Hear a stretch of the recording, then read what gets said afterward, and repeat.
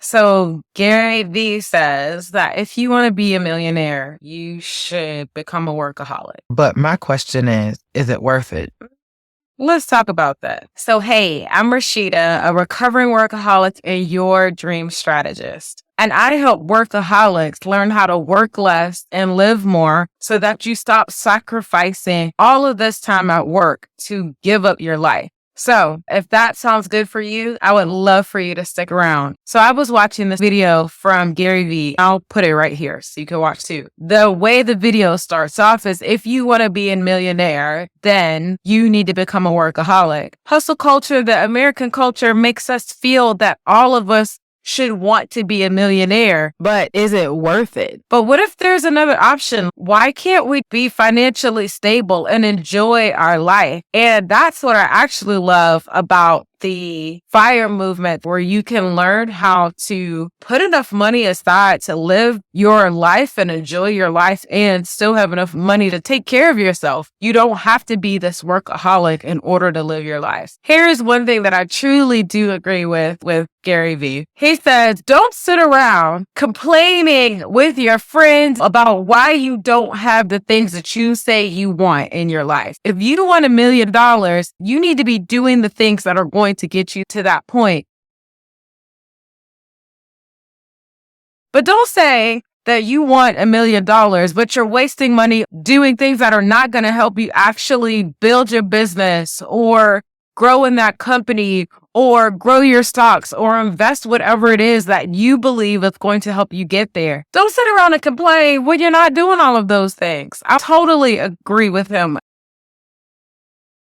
Okay, so another thing that I actually really love that Gary says is no one wants to put on marathon sneakers. Everybody wants to get it tomorrow. So not only do you want to be a millionaire, you want to talk game about it without doing the work, and you don't want to run the marathon that it's going to take to actually get what you say you want. And that means you're just talking out of both sides of your mouth. If you say that you want freedom in your life, then you can't stay a workaholic, because that is the antithesis. It is literally the other side of having freedom. You're not having the freedom to step away and actually do the things that prioritize the things that are most important to you. You can't be a workaholic and also be the most present family person. You can't be a workaholic and be present in the relationships that you say are most important to you when you're spending all of your time working. So don't say you want to stop being a workaholic, or don't say that you want to create freedom in your life if you're not going to do the work to actually make it happen. And then the last thing that I really agree with that Gary Vee says is if you think that getting to this next level of success is going to make your life more simple, then you have it messed up. He quotes Diddy, more money, more problems. We need to learn how to simplify our lives rather than complicating our lives. Complicating things creates this workaholic tension that we're always doing busy work constantly all the time, because there's always something to be done. There's no time, no space to ever sit and just enjoy the space and be grateful for the space that you're in right now. But if we move out of that and we start working toward creating freedom, that means that we're getting done, that we have the money we need to pay our bills, but we also have the time we need to build our relationships, to just rest and daydream. And it comes with prioritizing all of those things rather than just prioritizing this idea of being a millionaire or whatever that idea or dream is to you that makes you feel like you succeed. When you've balanced that with the other things that are important in your life, that should be your relationships and rest, then you actually get to live a life where you have freedom and get the chance to enjoy your life while also working. Okay, so here's the part that I disagree with. It's mainly around the word workaholic. He says that you need to become a workaholic in so many words to succeed, but if you're becoming a workaholic, how do you know that you can come back from it? Recovering from being a workaholic is not just I turn that off and I can go back to living my life, and you don't get back all of that time that you spent being a workaholic. If you live your life in a way that you are willing to sacrifice any and everything, your relationships, your time, your energy, and all of the resources that you can never get back if you don't use them the first time around, you are going to wake up at the end game, whether it's successful or not,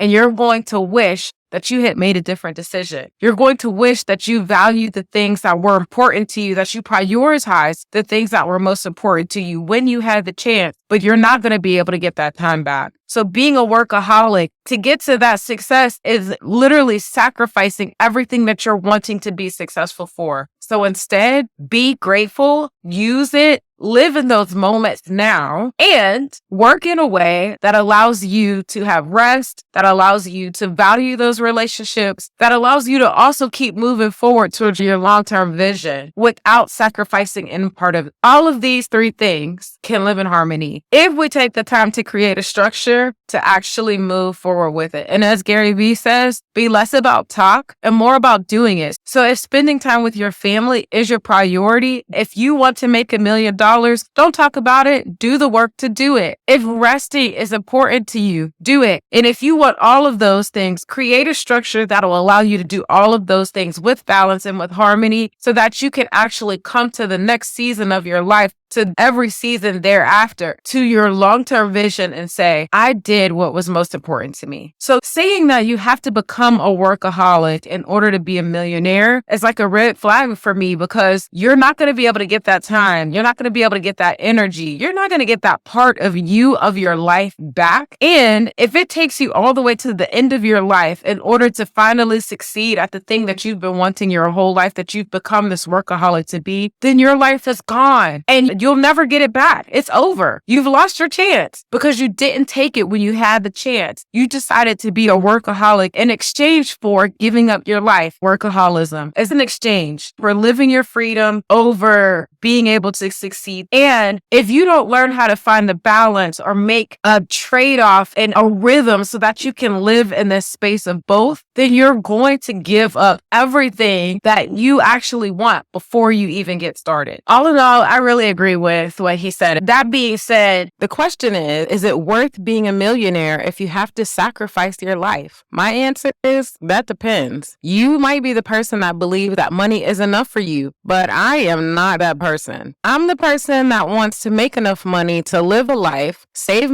for my FIRE number, and work to live rather than living to work. And if you want the same things, then... So the main way that I've been able to move towards freedom without being addicted to work is that I've used my long-term vision so that I can set myself up for success from the beginning. As the quote goes, we underestimate what we can do in a year and we overestimate what we can do in a day. And so I use my long-term vision to help me see just how much I can do in 10 years. And then I break it down to a year. So then when I create my focus for this year, I can see how it's building the long-term vision that I am working towards. And I can see that if I keep taking steps towards that, it is snowballing into everything that I actually want my life to be about. And I'm getting to live that right here, right now, because I'm choosing to do it every single day. Going back to what Gary Vee said about no one wants to put on their marathon sneakers. They just want to sprint. This, to me, what it looks like to put on my marathon sneakers. Knowing where my long-term vision is going to take me is a marathon, because that's going to happen in the next 10 years. I have to be willing to keep running and putting one foot in front of the other in order to get to that 10-year vision. And so the way that I do that is by knowing where I'm going, drawing a path back to where I am today, and then following that path there. And that doesn't mean that everything is going to go right as I start moving forward towards that vision. But since I have a destination, since I know where I'm taking my life, I can keep rerouting, and I know exactly where I'm rerouting to. That keeps me from getting off track, getting distracted. When I take a pause, being able to get back on game, that keeps me moving forward one step after the other, living that marathon that Gary Vee is talking about. Do you agree with him? Do you agree with me? Let's talk about it. If you like this video, I would love for you to click the like button and subscribe so that we can keep talking. All right, bye.